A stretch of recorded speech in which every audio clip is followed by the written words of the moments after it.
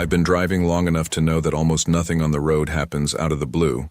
When things go wrong, it usually starts small. A silly detail, a shortcut, a just this once.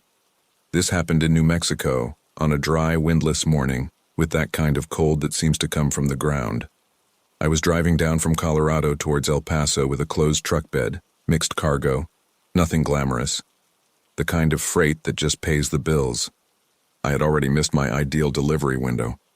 I was delayed because a tire started losing pressure in Trinidad and made me stop twice. My watch was ticking. My head was too.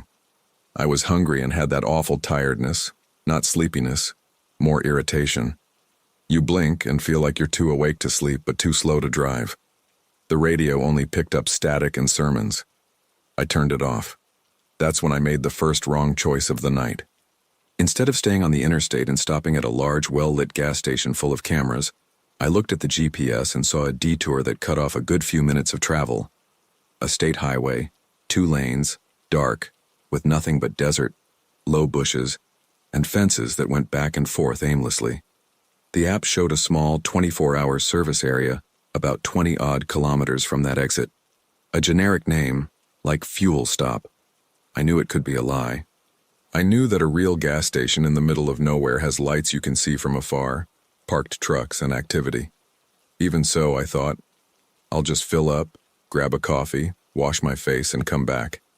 I left. The state highway looked like a black ribbon thrown on the ground. No lighting. The moon barely visible. My Peterbilt's headlight cut through the signs and the asphalt with a pale cone. I slowed down a little, not out of prudence, but because my instinct began to itch, as if someone had sounded a silent alarm. I drove on for a few more minutes and saw a very faint glow from a place ahead. It wasn't the comfortable glow of a large gas station. It was an irregular light, somewhat yellowish like an old light bulb. When I got closer, I saw a crooked sign, hanging from a chain, gas diesel. It looked abandoned, but not entirely. It had 2 old pumps, one of them with plastic tape stuck to the nozzle. The building was low with dark windows and a glass door with faded stickers. The most vibrant thing there was the light from a flickering sign, blinking as if it couldn't decide to stay lit. There were no trucks, no cars, no noise. I should have left right there. I should have turned around without even taking off my seatbelt. The second wrong choice was stopping anyway.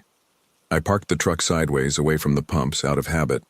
I got out with my wallet in my pocket and the small flashlight I carry in my vest. The air smelled of cold dust and old fuel. Everything was too quiet. Even the crickets seemed to have disappeared. The building door creaked when I pushed it open. The interior was dark, lit only by a dim fluorescent lamp in the corner, making the snack shelf look like an old set. The counter was empty. The coffee machine was there, but it looked dead. The ice cream freezer was off and had condensation inside. I called out, "Is anyone there?" And the call echoed back to me as if the place was mocking me. No one answered. I saw a balcony bell. I rang it. The sound was thin and off. From the back, behind a half-open door, came a noise. It wasn't footsteps. It was something metallic, dragging lightly. I froze for a second, my body calculating without asking permission. I'm not paranoid. But I've seen people use isolated posts as traps.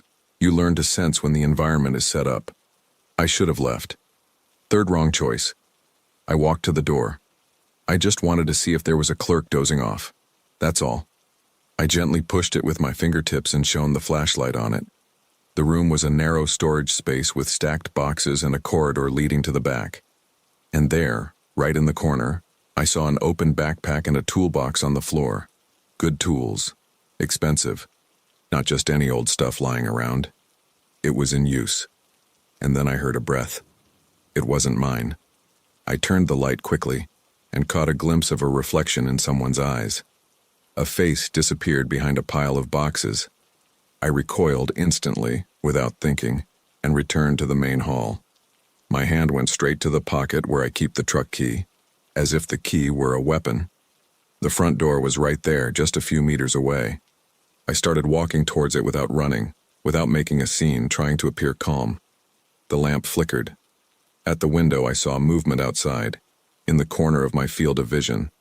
When I pushed the door open to leave, Someone was already in the parking lot. Two men. One taller, broad-shouldered, dark jacket, the other shorter, hooded, hands in his pockets as if holding something. They were near my truck, not the bombs. Too close.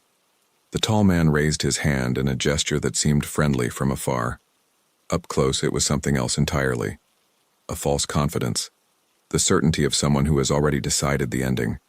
He said something, but the wind carried half of it away.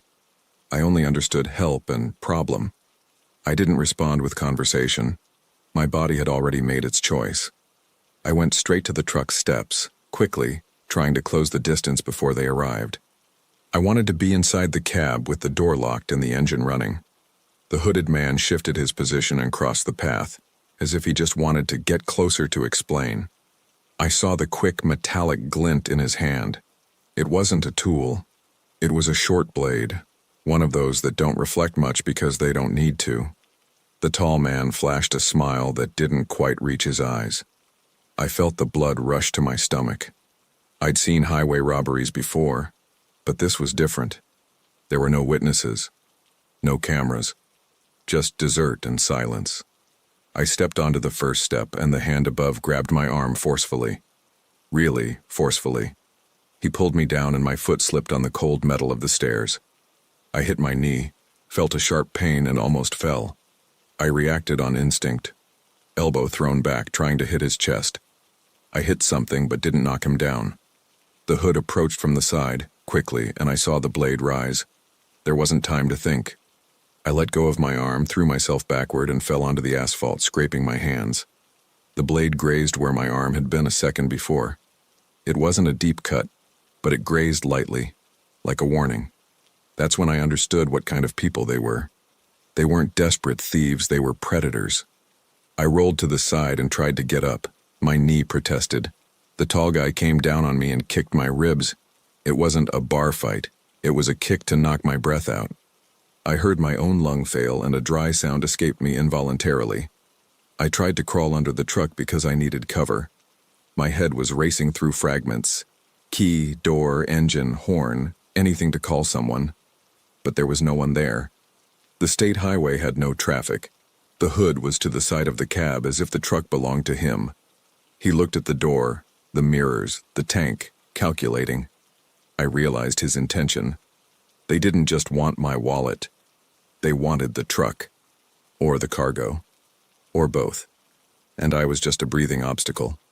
I managed to stand up crookedly and took 2 stumbling steps toward the gas station door, thinking that maybe inside I could lock myself in, grab something, call the police. Another wrong choice, because I was walking into their trap, not out. The tall man grabbed me from behind and pulled me. My coat ripped at the shoulder. He pressed something hard against my neck. It wasn't a blade. It was the short barrel of a gun. The cold pressure there extinguished any attempt at heroism. He spoke softly, close to my ear, without haste. Key. I trembled, not from theatrical fear, but from a body trying to survive.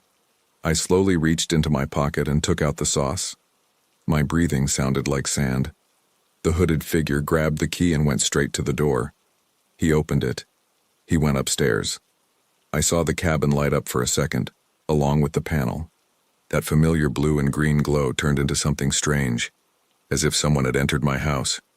I thought about running. But where to?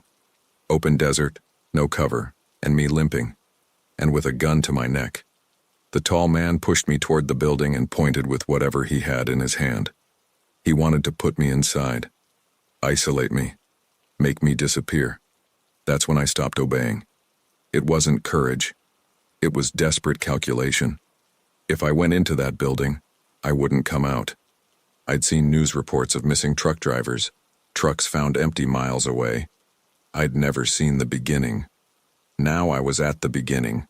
I spun around suddenly and slammed both hands into his arm, trying to deflect the weapon. He was caught off guard. Not enough for me to win, but enough to create a second of chaos. The bang was deafening. The bullet missed me, but struck the glass in the door, which shattered into pieces. The sound echoed across the desert like a death knell. I took advantage of his reflexes and ran as fast as I could toward the side of the truck, passing in front of the fence. My knee felt like it didn't exist. Every step was like a nail. The hood was on the driver's seat, trying to engage the gear. I saw the truck sway when he released the brake. He didn't know my truck. He didn't know the correct position. The truck bed jerked and stalled. I climbed onto the passenger side ladder, my hand slipping on the metal, and pulled hard on the door. The door wouldn't open, locked from the inside. I pounded on the glass, but it was too thick. I yelled, not to convince him, but to turn it into noise, into movement, into a problem. I yelled as if I wanted the whole world to hear. The tall thing came running towards me. I climbed down the ladder and went to the front of the truck where the hood is, and there I saw the only thing in my favor, the air horn, activated by the cable I installed years ago for testing. I reached underneath and pulled hard. The sound exploded in the night, a huge metallic roar that cut through the desert. It wasn't help. It was an invasion. It was a warning. The tall man paused for a second, annoyed, and raised his weapon, pointing it at me. But now it wasn't silence anymore. Now it was too much noise. Far away on the state highway, I saw headlights, 2 points approaching. It wasn't a guarantee of help, but it was a witness. And bandits hate witnesses. The hood tried to start again. The engine sputtered. I saw him look at the dashboard as if he didn't understand. The tall guy looked at the headlights and cursed something, his voice breaking. He gestured urgently toward the hood. The hood slipped off the steering wheel and slid out of the cab on the driver's side. The two ran into the darkness, toward a pickup truck I hadn't even seen, parked behind the building, hidden from my view. They disappeared quickly. Professional, trained, or simply used to it. The headlights that were coming on were from an old pickup truck with 2 guys inside. They slowed down when they saw my truck blocking the road and the broken window. They didn't get out quickly because nobody gets out quickly at a scene that smells of trouble. I raised my hands and stood still, breathing shallowly, trying not to fall. I told them they had tried to rob me, that they had a gun, that they had run away. I saw their expressions change, that look of someone who's heard a similar story before and knows the place was wrong from the start. The police took their time. Too long. When they finally showed up, it was all empty. The place was quiet again, as if no one had ever been there.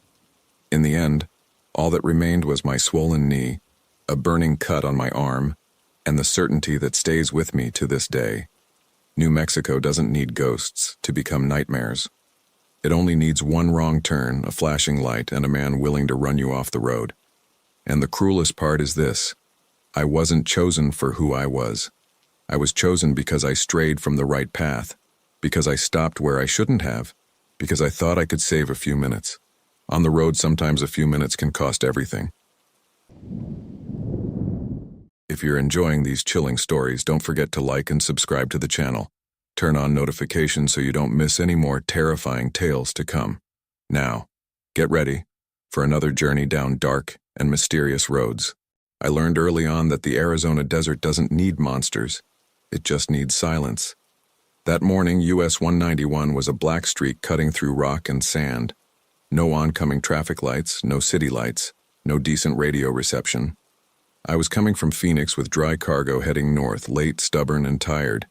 The dashboard showed 2:11 a.m. when I saw the glare that didn't match the rest of the nothingness. Hazard lights. A dark sedan was stopped on the shoulder, hood up, everything too tidy. Next to it, a man stood motionless, waiting. I instinctively eased off the accelerator and moved further to the left. My first thought was simple: don't stop. My second thought was the one that always puts people in their graves. What if it's someone who really needs help? I drove straight past. In the rearview mirror, I saw the man raise his arm in a slow plea, as if I were his only option. The road was so empty that it felt personal. I drove another 400 meters or so and pulled over. I didn't turn off the truck. Interior light off, door only half open so I could get back quickly. I grabbed my flashlight and got out, angry at myself. I walked back across the gravel, sweeping the ground and the undergrowth with the light, searching for reflections of metal, searching for movement. The man came towards me too quickly, as if he were afraid I would change my mind. Thank God. My car died.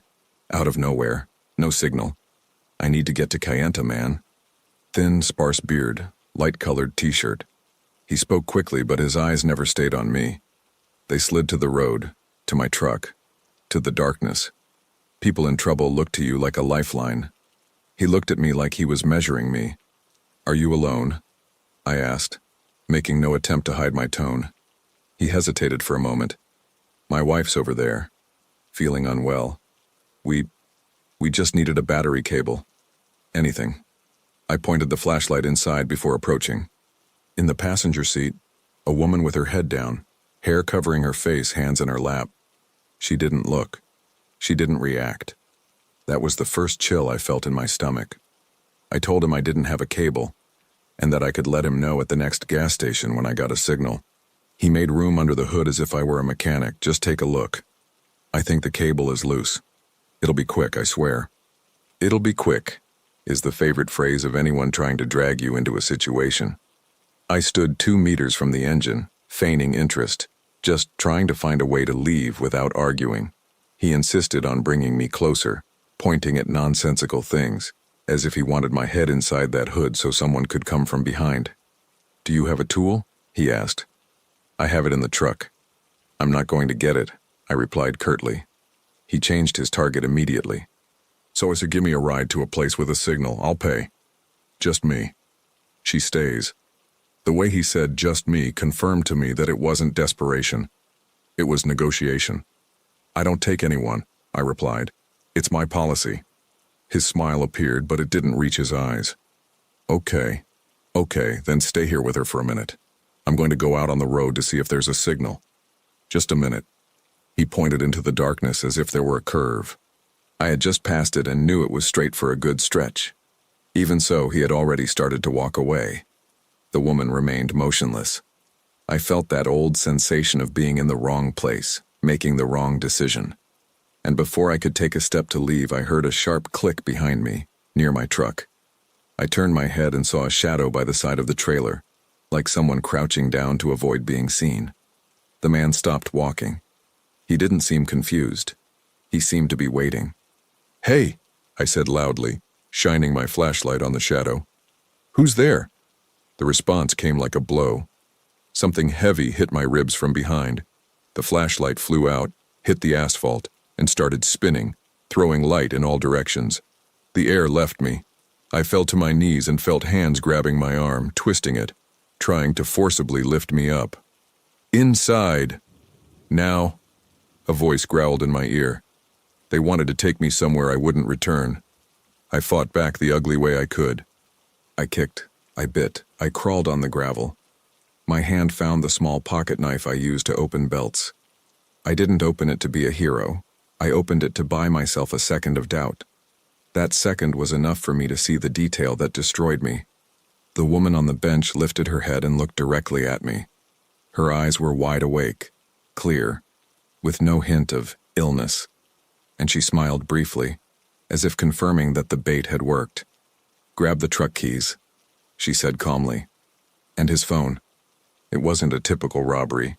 It was a truck robbery, a cargo robbery, a robbery of people. One of the men reached into my pocket looking for the carabiner on my key. I felt fingers pulling, trying to break the clip. I threw myself back and slammed onto the open hood, pushing hard. The hood came down and hit him in the face. He staggered, and I managed to pull the key to my side. I ran heavily, without elegance, toward the truck. I heard footsteps behind me. I heard a low curse. I heard someone say "shoot" in a nervous whisper. I saw a metallic glint in someone's hand, reflecting the headlights of my own truck. I stepped onto the step, bumped my knee, almost fell. I went inside, pulled the door shut, and locked it. The whole world seemed to stay outside. They arrived banging on the glass and the metal. One hand pulled the door handle. Another tried to force the door seal. The thank God man appeared in my rearview mirror near the driver's side window, talking as if it were still a conversation. Open it, and nobody gets hurt." I didn't answer. I turned the key. The engine took half a second, which felt like an eternity. It started. I put it in gear and drove off. The truck lurched, and I felt something hit the bumper as if someone had tried to climb onto the outside step. In the side mirror, I saw the woman getting out of the sedan with an unsettling calm, walking to the shoulder like someone retrieving a forgotten purse. She wasn't running. She wasn't yelling. She was managing the situation. The sedan closed its hood crookedly and followed behind. They stuck to me and backed away, trying to force me to make a mistake. I tried calling 911, no signal, just the empty icon on the panel. I picked up the microphone from the CB radio, more out of habit than hope. Brake, brake. Any drivers in the Kayenta area? I'm being chased. I need help, just hissing. The sedan swerved to the left, almost touching my trailer. I held the center of the lane and let the weight of the truck do the work. They tried to go to the right on the shoulder, kicking rocks up in the air. I heard cracking noises in the trailer's metal. An object hit my rearview mirror and I saw the mirror vibrate, almost breaking. It wasn't meant to kill me there. It was meant to knock me out of control, to put me on the ground. I was thinking about distance, not speed, about keeping the truck intact, about getting anywhere with lights and a camera. When the climb began, I downshifted to maintain torque and kept a constant speed. The sedan started to lose momentum. The gap widened. I almost believed I had escaped. And then they did the most dangerous thing. They turned off the headlights. The rearview mirror turned into a black hole. People who give up disappear in another way. Headlights off are for getting close without being seen. I strained my eyes in the mirrors, trying not to lose sight of what was ahead. My throat felt dry. I heard my own heart beating louder than the engine. A quick reflex to the right, at the edge of the trailer. They were on the shoulder without light, using the glare from my truck to orient themselves. They were trying to pull alongside and force me into the ditch. I didn't do anything crazy. I just maintained my line and increased my speed a little. To get past the shoulder on that surface, they would have needed to accelerate more than the car could handle. The sedan pulled up alongside, trembling, rocks hitting the side of my trailer. I saw its rear end slip when the driver overcorrected. Then it vanished from my sight with a dry sound of metal scraping against a rock and a tire bursting. I didn't look back. I kept going. I drove for another 10-15 minutes without knowing if they had returned to the road or if they were waiting further ahead. In certain stretches of the desert, you can't see anything beyond what the headlights allow, and that makes anything a possibility. When I saw the lights of an isolated gas station, I entered the yard like someone fleeing a fire. I parked sideways, honked, and an attendant came out with the expression of someone who understood before even hearing. A couple in a pickup truck stopped to look. I felt no pride at that moment. I just wanted witnesses. With a weak signal, I called 911 and told them everything at once. Car, hood, wife, scam, gun, chase, headlights out. I asked them to send someone quickly because I didn't know if they would show up. When I hung up, I realized my hands were shaking so much I could barely hold the phone. The police showed up later. A trooper looked at my truck with a flashlight, saw the dent in the door and the mark on the bumper. I saw his face change when I told him about the woman's smile, as if he'd heard it before. "Did you touch anything?" he asked. "Just at the door. I just ran." He took notes, asked for a description, inquired about the license plate. I couldn't remember. I remembered the hazard lights, the hood, the calm demeanor. "Why did you stop?" he finally asked. I didn't get a nice response. They returned to the indicated spot and found tracks in the gravel and a tire blowout trail leading into the desert. They didn't find the sedan. They didn't find anyone, not even the woman. I finished the delivery in Utah with my body aching and my head empty. On paper, I fulfilled my duty. In real life, I had missed something small that I didn't even know existed, the idea that helping is always safe. The following week, when I went to open the trailer in a parking lot to unload, I saw something that gave me a new chill. The door seal, the numbered plastic one, had a thin mark, as if someone had tried to cut it and then reattach it. They hadn't stolen anything, but they had touched it. They had enough time to test how long it would take me to notice. Enough time to learn my pattern. I replaced all the seals. I bought an extra lock. I started carrying a battery cable again just so I wouldn't have an excuse to get close to anyone. I started only stopping in places with cameras, and even then, sometimes, in the middle of the night, when the radio is static and the road is too slippery, I grip the steering wheel harder. Today, when I see a car stopped at night with its hazard lights on, I don't stop. I slow down, observe from a distance, and continue until I find a place with people. And from time to time, the desert brings back to me the memory of that woman's smile, simple and cold, as if it were just another shift at work. In Arizona, in the dark, this is the closest thing to a monster I've ever seen. I'll never forget the sound a tire makes when it starts to die in the middle of nowhere. It's not a clean psss. It's a harsh snort, like the desert is drinking the air out of your truck. That morning in the Mojave, when I saw the sedan stopped with its hazard lights flashing and the driver's door open, I didn't stop out of kindness. I stopped because I thought I was in control. I've been driving for almost 15 years. Enough time to learn that the road doesn't kill you out of malice, it kills you out of pride. I was driving through Eastern California, heading down the Mojave Mountains toward Arizona with a load of appliances. Tight budget, little money, and one detail I kept putting off: weak headlights. In normal traffic, you can ignore it. In the desert, you notice every meter you can't see. It was almost an hour before dawn when the hazard lights appeared in the darkness. A dark sedan, parked awkwardly, without a warning triangle, with no one around. The interior light was on, which is the strangest thing someone does when they need help. Turn on the headlights, turn on the flashlights, stay outside. Don't leave the door open like a mouth. I slowed down and stopped some distance away. High beams shone on the back of the car. I sat there for a few seconds, weighing the situation. My head said, "Keep going." My body said, "If someone's trapped there, you're going to carry this." I got out the right way. Door on my side, flashlight in hand, tire iron as a crutch of courage. The cold Mojave wind passed silently, and the silence was so dry that I could hear my footsteps on the gravel. The sedan's interior was too clean. The driver's seat was pulled back. The charger was hanging, no cups, no papers.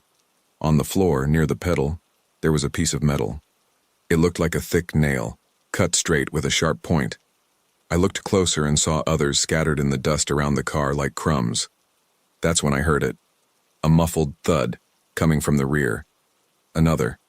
Then a human sound. Low, controlled, like someone trying not to make a sound. I should have gone back to the truck. I should have locked the door and driven away. But the road teaches a twisted kind of responsibility. If you don't act, nobody will. I went to the trunk. The lock was scratched. When I touched it, there was a loud bang and a hoarse voice whispered, "Open, please." I looked at the highway. Nothing was coming. No traffic lights, no noise. The night seemed deliberately empty. "I'll open it slowly," I said. The lid lifted and the smell came out first. Old sweat, dust, and fear. A man was inside, eyes wide, mouth cracked, hands tied in front. He gasped for air as if returning to life. "They'll be back," he said. "Who?" I asked, already taking half a step back. "Two. White pickup truck. No license plate on the back. They puncture truck tires, make you get out. If you insist, they'll take you." I felt the cold pass right through my skin. I looked at the nails on the ground and understood that the sedan wasn't a victim, it was a tool. I pulled the man out and started leading him toward my semi. He was limping, clinging to me as if I were a wall. On the way, I saw in the distance a quick flash like metal catching light. Headlights off, moving. "Get in," I ordered, and I went up into the cabin with him. Door slammed shut. Lock. My heart felt too big for my chest. I shifted gears to leave, and the dashboard light came on, front tire pressure dropping. Quickly. The truck lowered a little. They had already done it. Not on the rear axle, which can handle it. On the front axle, which controls everything. I tried the radio. Just static. No signal in that area. In the rearview mirror, the white pickup truck appeared on the shoulder, pulling in smoothly, without headlights, as if it already knew the way. It stopped at a calm distance. Their calmness was what angered me. Two men got off the bus. One was wearing a cap. The other was carrying a bag. They walked as if they owned the place. I sped up. The car pulled. The steering wheel became heavy. The tire on the rim started squealing on the asphalt. I held onto my lane tightly, trying not to swerve too much. The pickup truck came up behind me patiently without touching me. They were waiting for me to crash. The only useful thing there was a sign. Rest area a few kilometers away. Dim light is light. I needed anywhere with space and some chance of finding someone. The pickup truck pulled alongside for a few seconds.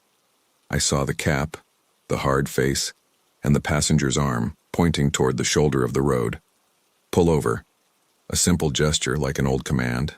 I didn't answer. I just kept going. I entered the rest area slowly so as not to lose the truck.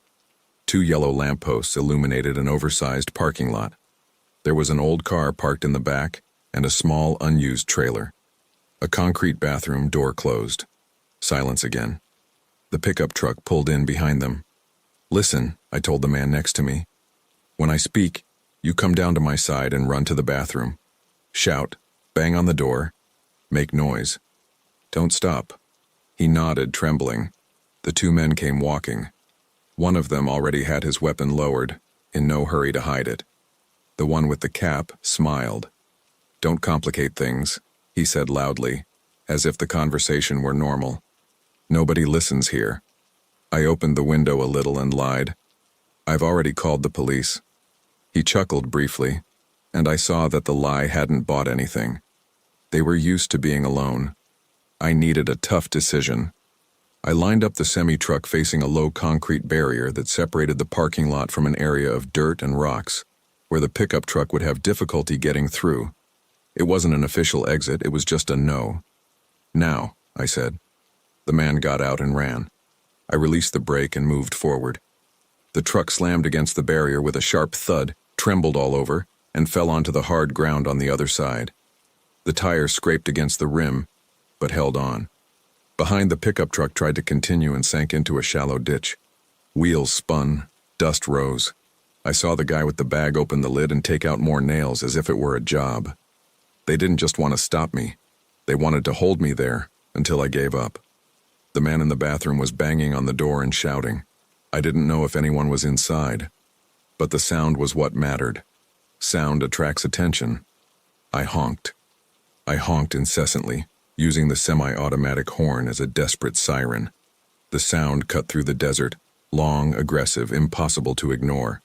And then came a different, distant noise, growing louder, a heavy engine on the highway, headlights appearing. The 2 men looked at the track. Their posture changed instantly. They didn't want witnesses. They didn't want lights. They wanted silence. They pushed the pickup truck out of the ditch with momentum and drove away without headlights, returning to the highway like a shadow. The truck that was coming pulled slowly into the rest area. A truck driver got out, tall, with a thick jacket, a face that looked like he'd seen it all. He looked at my half-crooked side on the ground, the destroyed tire, the man tied up near the bathroom. What the hell is that? He asked. Trap, I replied, and my voice came out higher than I intended. He pulled out his cell phone, walked a few meters, raised his arm until he got a signal and called. The CHP arrived as the dawn broke through the sky. They collected nails from the asphalt and the parking lot. They said they had received reports before, but almost never with someone alive to tell the tale.